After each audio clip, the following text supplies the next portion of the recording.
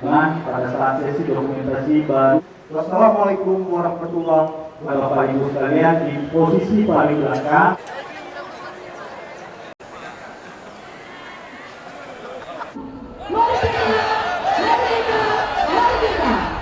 Satu persatu, tetapi saya pada tanggal 14 pejabat wali kota Banda Aceh. Demikian informasinya, kami ucapkan terima kasih.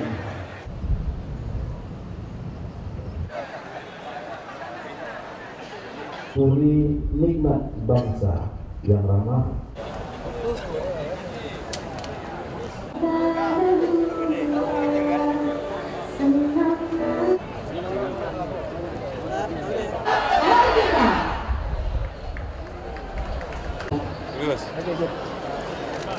Okay, good.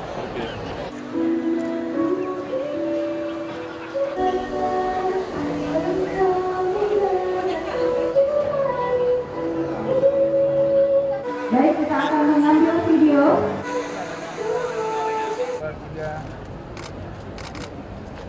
Bendera dikibarkan di kantor dan Berkenan selanjutnya Bapak Video Kosong. saksikan bersama tadi kita telah melakukan kegiatan penyerahan bendera 10 juta bendera kepada masyarakat yang diwakili oleh Pak Camat masing-masing.